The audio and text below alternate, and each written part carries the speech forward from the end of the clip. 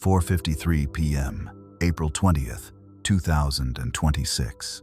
Along the jagged, picturesque cliffs of the Sanriku coast in northern Japan, the day was beginning to settle into the quiet rhythms of evening.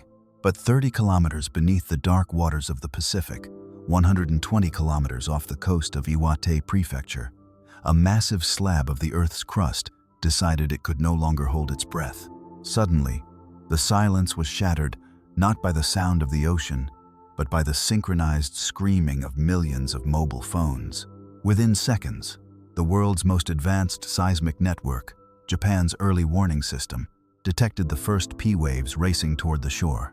Before the violent shaking even arrived, trains were stopping, industrial plants were entering emergency shutdowns, and 172,000 people began to run. The rupture began at a magnitude the USGS initially estimated at 7.4, but as the data poured into the Japan Meteorological Agency, the number was revised upward to a staggering 7.7. This wasn't just a tremor. It was an escalation, a release of energy nearly 3 times more powerful than first thought. Then came the ocean. Tsunami warnings flashed across every screen, predicting waves of up to 3 meters crashing into coastal communities. But as the dust settled and the first small waves measuring only 80 centimeters at Kuji and 40 centimeters at Miyako washed ashore, the relief was short-lived for those who understand the physics of this region. Because for the third time in history, the JMA did something unsettling. They issued a Megaquake Subsequent Quake Advisory. They are telling us that the danger hasn't passed. They are telling us that the worst may not be over. It might just be waiting. 3 weeks ago, this exact fault whispered. Tonight, it screamed. But the question keeping seismologists awake tonight isn't about the shaking we felt today. It's about what happened to the rest of the fault, the part that didn't move. Tonight, we investigate why a smaller than expected tsunami might be the most concerning signal of all, and why, for the next 7 days, the ground beneath 182 municipalities is standing on a ticking clock. Stay with me, because the data we are staring at right now tells a story that nobody wants to be true. The probability of the rare. To understand the weight of the moment, we must first decipher the language of the authorities. Shortly after the shaking subsided, the Japan Meteorological Agency, JMA, issued a Megaquake Subsequent Quake Advisory. This is not a prediction. Seismology as a science does not yet possess the tools to tell us exactly when or where the next rupture will occur. Instead, this is a formal statement of a conditional probability shift. On any given week, the baseline probability of a magnitude 8 or larger earthquake along this trench is roughly 0.1%. Following the M7 event, that probability has surged to approximately 1% for the next 7 days. While a 1% chance may sound negligible to the casual observer, it represents a 10-fold increase in risk. In any other high-stakes system, a 10-fold increase in catastrophic failure would trigger an immediate shutdown. If a nuclear reactor's failure probability jumped 10 times in a single day, it would be taken offline. If an airplane's crash risk saw the same spike, it would never leave the tarmac. The JMA is not crying wolf. They are acknowledging that the system has moved into a statistically unstable regime where the worst-case scenario is no longer a distant possibility, but a looming one. 1% is not a prophecy. But in the world of rare catastrophes, 1% is a signal that the system has left its normal state. The flagged segment. From whisper to scream, this event did not occur in a vacuum, nor did it strike a random coordinate on a map. It happened on the Iwate-oki segment, the northern shoulder of the Japan Trench, a region that has been under intense scientific scrutiny for over 15 years. On the 27th of March 2026, exactly 3 weeks before the M7, this same location produced a magnitude 6.5 earthquake. At the time, it was a notable but brief news cycle. Yet it occurred on a segment specifically flagged in peer-reviewed literature as being stress-loaded. Following the 2011 Tohoku disaster, the jump from M6.5 to M7.7 is a massive physical escalation.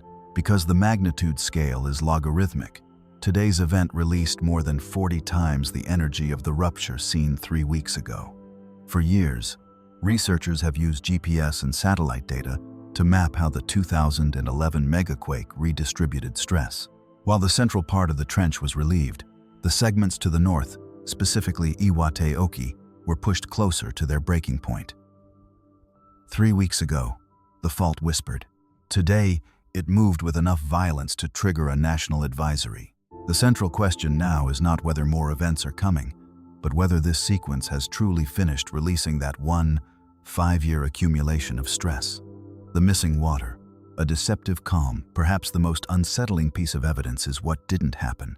When the M7 struck, the JMA's sophisticated models immediately forecast a 3-meter tsunami for the Sanriku coast. Thousands of people fled to higher ground, expecting a wall of water. However, the actual measurements told a different story. At Kuji, the maximum wave height was only 80 centimeters. At Miyako, it was a mere 40 centimeters. Most other stations recorded waves between 20 and 40 centimeters. While the public felt a sense of relief, the seismological community felt a deep sense of concern. A magnitude 7.7 earthquake that produces such a small tsunami provides a very specific clue about the geometry of the rupture. Preliminary data suggests the hypocenter was relatively deep, about 30 kilometers beneath the seafloor.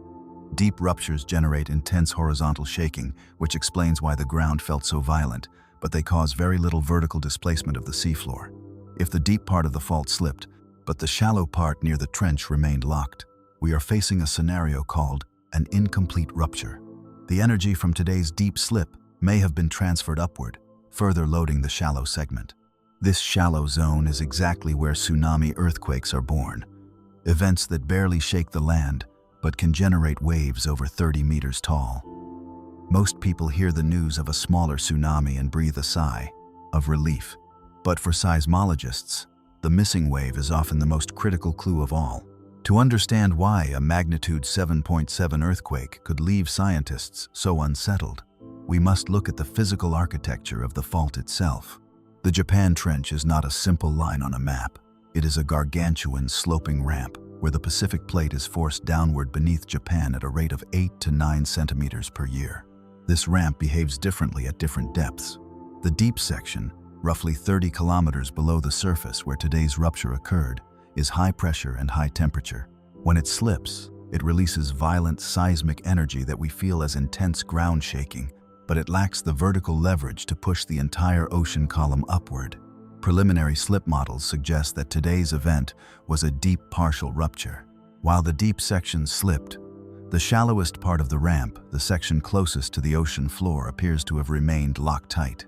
In the brutal physics of subduction zones, when one part of the fault slips, it doesn't always relieve the neighbor. It often shoves its burden onto it. This is Coulomb stress transfer. By sliding deep, the fault may have effectively loaded the shallow segment, pushing it closer to its own breaking point. This shallow zone is the birthplace of the most deceptive killers in seismology, the tsunami earthquake. This specific stretch of coastline, known as Sanriku, possesses one of the longest and most painful memories of seismic disaster in the world. It is a region defined by patchy failure, a complex history where the fault releases its stress in fragments rather than all at once.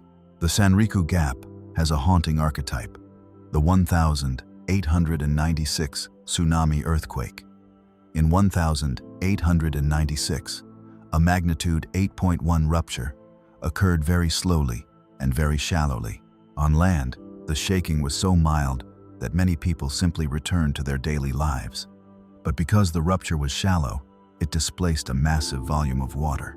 30 minutes later, waves towering 38 meters high erased entire villages, killing more than 22,000 people. Today's small tsunami of 80 centimeters is not a guarantee of safety. It is a reminder that the shallow segment, the one capable of recreating 1896, may still be holding its energy in reserve. This is why the advisory covers 182 municipalities. It is a formal acknowledgement that the history of Sanriku is a history of being caught off guard. We cannot discuss today's M7 without acknowledging the shadow of the 11th of March, 2011.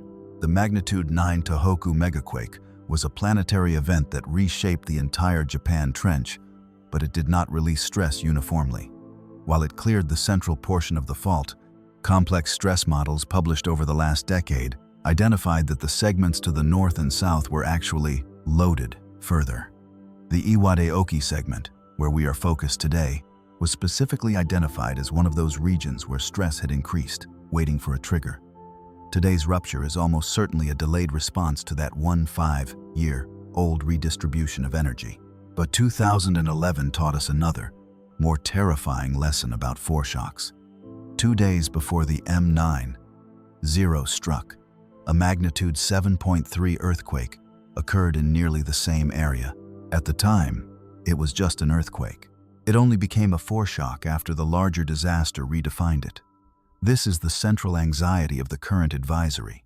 A magnitude 7.7 is already larger than the 2011 foreshock. If today's event follows that same dark pattern, the main shock it precedes would be a catastrophe that sits off the charts of traditional risk management. We are suspended in a window where the science can see the stress, but cannot yet tell if the whisper has ended or if the real scream is still to come. One of the most unsettling realities in seismology is that a foreshock is not a category of earthquake that can be identified while it is happening. It is a classification that can only be applied retroactively after a larger earthquake arrives to redefine it. When a rupture occurs, it is simply an earthquake. It only earns the title of warning shot if a greater catastrophe follows. This is the fundamental limitation of seismic prediction. Science currently has no reliable way to distinguish a foreshock from a main shock in real time. Across the global historical record, only about 15% to 20% of large magnitude 7 or greater events are preceded by clear foreshock sequences. The remaining 80% to 85% strike without any detectable warning at all. The 2011 Tohoku disaster remains the most sobering example of this paradox. On the 9th of March 2011, a magnitude 7.3 earthquake struck off the coast of Miyagi. At the time, it was treated as a significant but isolated event. It was only 2 days later, when the magnitude 9 main shock tore through the trench, that the M7.3 was retroactively reclassified as a foreshock. Today, we are facing a magnitude 7.7, already larger than the 2011 foreshock. We may already be inside a foreshock sequence, a statement that is not a prediction, but an admission of epistemic honesty. We simply cannot rule it out. While the public watches the news for another jolt, the scientific community is watching the Earth for millimeters. In the days following a major rupture, the crust does not stop moving when the shaking ends. This slow, continuous motion is known as afterslip. By monitoring afterslip, researchers can determine whether the fault system is stabilizing or escalating. This investigation relies heavily on GEONET, Japan's extraordinary network of GPS stations capable of measuring ground deformation to within a few millimeters. The direction of this motion tells a vital story. If the data shows afterslip concentrated deep within the fault interface, it suggests the system is finishing its release of stored stress and settling into a quieter state. However, if the GPS data shows motion migrating upward toward the shallow updip zone or laterally toward adjacent segments, the signal becomes much more concerning. This would indicate that today's rupture did not release the stress, but merely redistributed it, potentially setting the stage for a second, larger failure. The first 72 hours are the most critical window for this analysis, as the signals are clearest before being muddied by background tectonic motion. Since the M7.7 event, the Japan Trench has produced an aftershock sequence that appears, at first glance, unremarkable. There have been approximately 15 aftershocks of magnitude 4.5 or larger, with the most significant being a magnitude 6.1. However, when analyzed through the lens of Bath's law, a statistical regularity in seismology, this pattern reveals a subtle anomaly. Bath's law observes that, on average, the largest aftershock in a sequence is approximately 1.2 magnitude units smaller than the main shock. For a magnitude 7.7 event, we would typically expect a largest aftershock of roughly magnitude 6.5. So far, Our largest recorded aftershock is only a 6.1, a gap of 1.6 magnitude units. This deficit in energy release could be a normal statistical deviation, or it could be a sign that the sequence hasn't yet produced its largest member. If the stress release was incomplete, the remaining energy is still accumulating, and the apparent quiet in larger aftershocks may be the silence before a more significant release. In the Sanriku region, where the history of patchy failure complicates every model, the difference between a normal decay and a catastrophic escalation is often impossible to distinguish until the system provides the final answer. While the seismic sensors record data in the silence of the deep, the reality of the Megaquake Subsequent Quake Advisory is being felt across a massive geographic scope. This advisory isn't just a red polygon on a weather map. It is a live instruction covering 182 municipalities. The warning zone stretches from the far north of Hokkaido, down the eastern seaboard of Honshu, past the fishing villages of Sanriku, through the industrial hubs of Sendai and Fukushima, and all the way to the outskirts of Tokyo in Chiba Prefecture. Within this zone live tens of millions of people. For these residents, the probability of a magnitude 8 earthquake over the next week has shifted from a negligible hum to a small, but very real, statistical presence. This isn't a call for mass panic, but a call for disciplined vigilance. It means checking the batteries in a flashlight, verifying the contents of an emergency go bag, and knowing exactly which hill to climb when the siren wails. On a map, these are coordinates. On the ground, these are schools, hospitals, and homes where the normal week has been suspended in favor of a ticking clock. The epicenter of the M7. Rupture sits approximately 250 kilometers north of the Fukushima Daiichi nuclear site. In the immediate aftermath of the shaking, every monitoring system at the plant activated simultaneously. The Tokyo Electric Power Company, TEPCO, released preliminary assessments within hours, confirming that all critical containment structures and decommissioned fuel storage facilities remain stable. Radiation levels at the perimeter are normal, and no structural damage has been reported to the tank farms holding treated water. However, the word Fukushima carries a weight that data alone cannot lighten. 15 years ago, the transition from stable to catastrophe at this very site took only hours after the 2011 tsunami overtopped the seawalls. The lesson of 2011 was that stability is a fragile state when the Earth moves. The primary concern now isn't what happened today, but what might happen in the next 7 days. If the missing shallow part of the fault ruptures a scenario we've identified as a tsunami earthquake, it could generate waves that challenge the reinforced infrastructure in ways today's event did not. For a site in the middle of a decades-long decommissioning process, low probability is never synonymous with low consequence. One might ask, why does Japan choose to issue such a formal, unsettling warning when the science remains so uncertain? Before 2011, this protocol did not exist. At that time, discussions about elevated risk were kept internal among scientists, fearing that publicizing probabilistic data would cause unnecessary panic or economic disruption. The assumption was that the public could not handle the nuance of maybe. March 11, 2011, shattered that institutional mindset. The 15,000 lives lost and the nuclear crisis that followed forced a brutal re-evaluation of risk communication. The Japanese government ultimately decided that the cost of underpreparation is categorically higher than the cost of overwarning. Established in 2022, the Megaquake Advisory System is a formal admission of scientific limits. It is a document that says, we do not know what comes next, and you deserve to know that we do not know.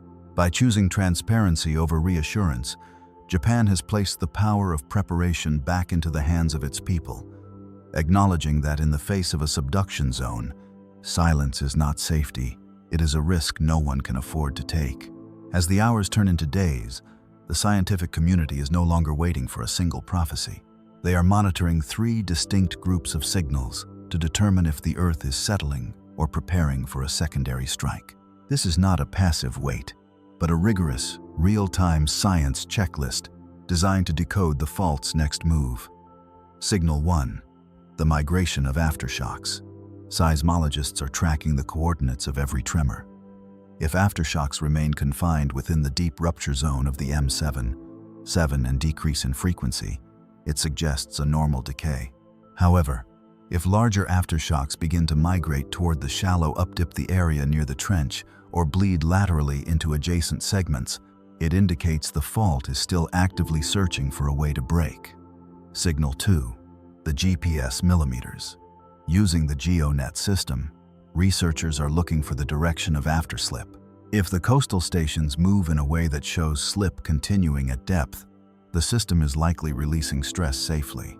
But if the ground deforms in a pattern suggesting stress is being handed off like a baton to the shallow, locked segment, the risk of a tsunami earthquake escalates. Signal 3. The ocean floor's pressure. Deep-sea sensors sitting directly above the fault provide the most immediate data on seafloor deformation. Any anomalous shift in water pressure could signal that the seabed is beginning to bulge or tilt, a precursor to the massive vertical displacement required for a catastrophic wave. For the people of the Sanriku coast, these signals are the difference between a returning to normalcy and a descent into crisis. The next 7 days are bounded by 4 potential scenarios, each with a different implication for the millions of lives under the advisory. Scenario A. The path of decay. Stabilization. This is the most likely outcome statistically. The aftershocks taper off according to predictable laws. The afterslip remains deep and stable, and no migration is detected. On April 27th, the advisory expires quietly, and the M7 is logged as a significant main shock that successfully relieved the 5-year accumulation of stress in this segment. Scenario B. The extended pulse. In this version of the story, the sequence continues but remains within normal bounds. A magnitude 6.5 aftershock predicted by Bath's law may occur, causing fresh alarm and potentially some damage. However, as long as it stays within the original rupture zone, it remains part of a standard adjustment process. Scenario C. Stress migration. This is the loaded chamber scenario. The data shows that the M7 did not finish the job. Instead, it successfully pushed its stress onto an adjacent part of the fault. If the JMA detects significant migration toward the north or south, they may be forced to maintain or even expand the advisory, signaling that the system is not yet at rest. Scenario D. The inevitable scream. The foreshock scenario. This is the worst-case scenario that seismologists lose sleep over. In this path, the M7 was merely a precursor, a foreshock, to a magnitude 8 or 9 event. Perhaps the shallow updip zone, now heavily loaded by today's slip, ruptures catastrophically, creating a massive tsunami earthquake. Though the probability remains low at 1%, the historical precedent of 2011 and 1896 means this door cannot be closed until the clock runs out. Science cannot tell us which path we are on today. It can only say that for the next week, the distance between Scenario A and Scenario D has never been thinner. The ground waits, the sensors watch, and the answer whenever it comes will be written in the silence or the sound of the Pacific. We live in an era of unparalleled scientific instrumentation. We have seismometers that can hear the heartbeat of the planet from across an ocean, GPS networks that track the slow drift of continents in real time, and ocean-bottom observatories sitting directly on top of the most dangerous trenches on Earth. Yet, in the 72 hours before the magnitude 7.7 rupture struck off the coast of Iwate, the silence was total. Not a single instrument, not one data stream, gave any indication that the fault was about to cross its breaking point. This silence is not a failure of technology. It is a fundamental property of the physics at play. The internal state of the fault, the friction between the plates, the pressure of fluids in the rock, and the exact threshold of failure is locked 30 kilometers beneath the sea floor, inaccessible to direct measurement. We are trying to read the intent of a system we cannot see, using indirect observations separated from the source by kilometers of rock and water. Today's rupture was an abrupt, stress-driven failure, a sudden transition from locked to ruptured without a gradual creep phase to warn us. It serves as a stark reminder that in the world of subduction zones, silence is not an indicator of safety. It is often the precursor to the inevitable. The specific challenge of the Sanriku coast lies in what seismologists call patchy failure. Unlike a clean, predictable rupture that clears a fault line in one go, the Sanriku region fails in structured, inconsistent patches. One earthquake may release stress in the deep crust but transfer it to the shallow edge, while another may move laterally, triggering adjacent segments.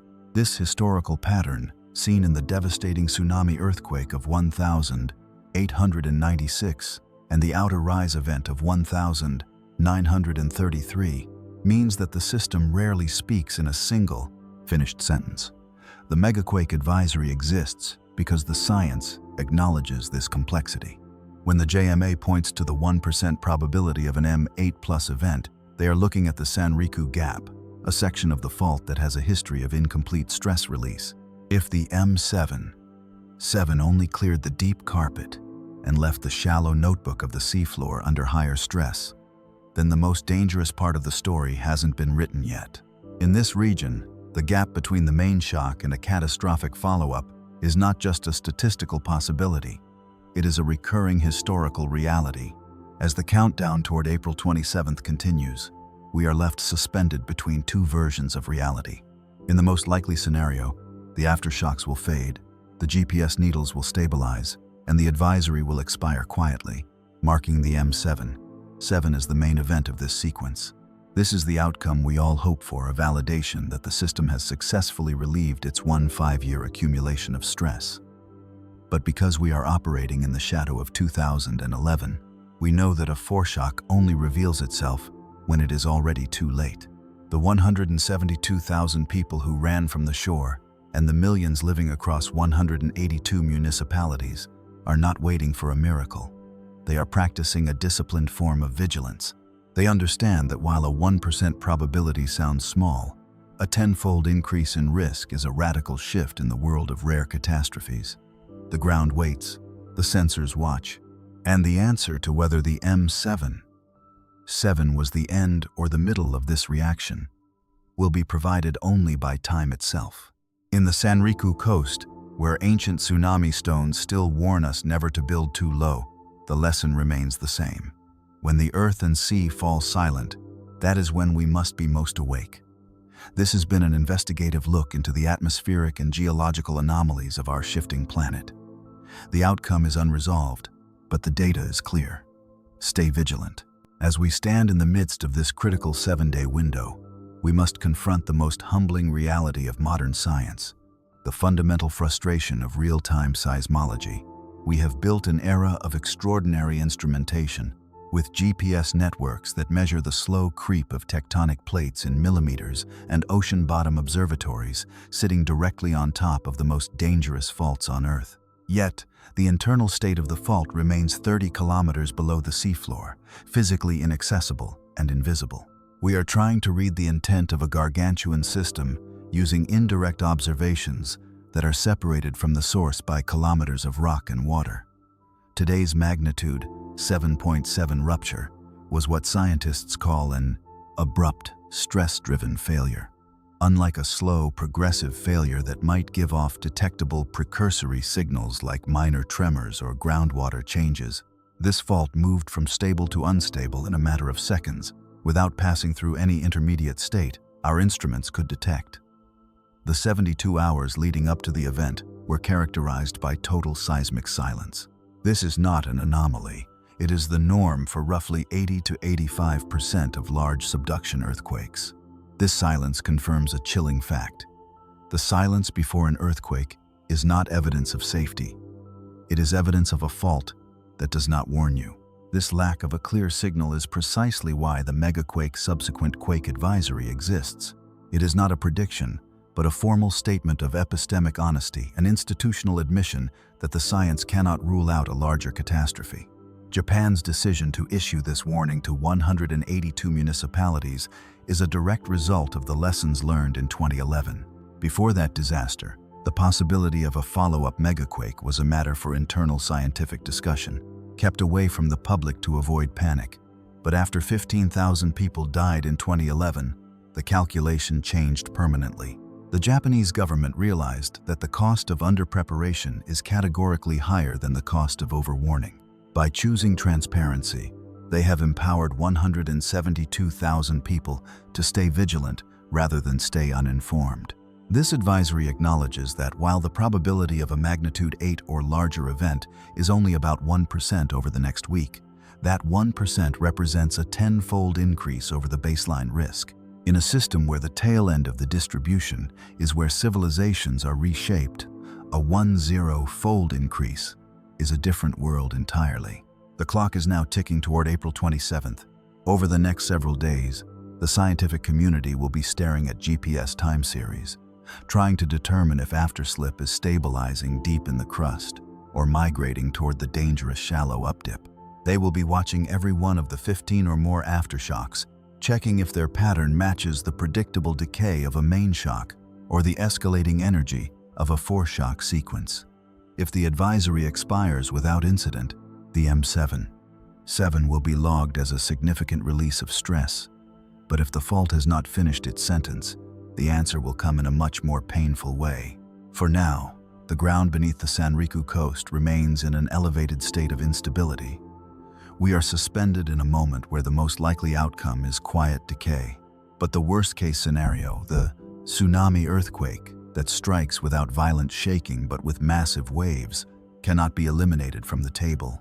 The system has shifted. The outcome is unresolved. And 30 kilometers below the Pacific, the rock is still moving. If you genuinely enjoy these deep-dive investigations into the anomalies and high-stakes shifts of our planet, please hit the like button and subscribe to Project Nightwatch. By subscribing, you ensure that you won't miss a single update as this story and the data from the Japan Trench continue to develop. We believe that in an era of uncertainty, the public deserves to know the truth behind the data. Tell me in the comments, where are you watching from? And do you believe we have truly learned the lessons of 2011?